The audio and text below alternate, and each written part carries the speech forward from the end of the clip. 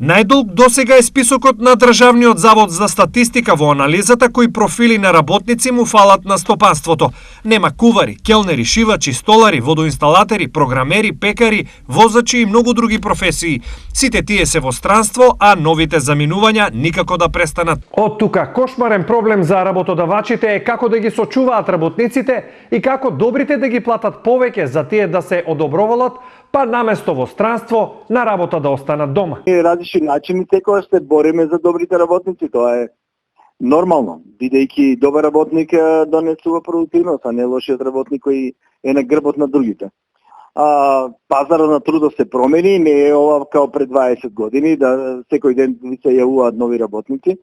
Денеска веќе го нема тоа, денеска ние бараме работници, ние одиме по компаниите на еден начин, разговараме со агенциите за невработеност и така натаму. Истиот проблем веќе со години го кочи и хрватското стопанство, каде Сдруженијето на работодавачи на владата и предложи измени во законот кој ги регулира придонесите за пензиско и здравствено осигурување. Треба да се смалат придонесите за пензиско и здравствено осигурување за повеќе пари да останат на работниците.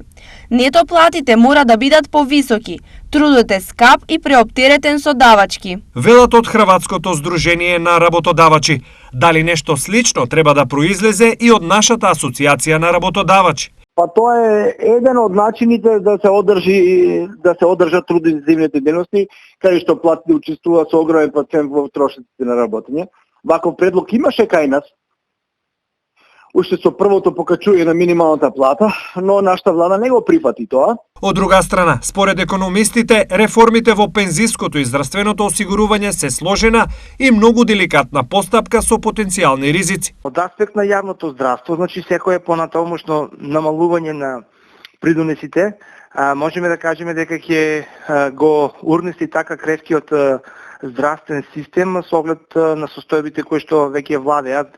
Ако се намали пензискиот придонес, тоа значи дека ќе имаме и помали пензии во иднина и така натаму, слични последици, меѓутоа луѓето ќе одлучуваат дали дел од средствата ќе ги пренаменат во приватните, доброволните пензиски фондови и така натаму. Од овие причини, работодавачите веројатно нема да можат наскоро да се надеваат на овој вид подршка, па решение како да ги задржат работниците и како повеќе да ги платат добрите, ќе мора да бараат на друг начин.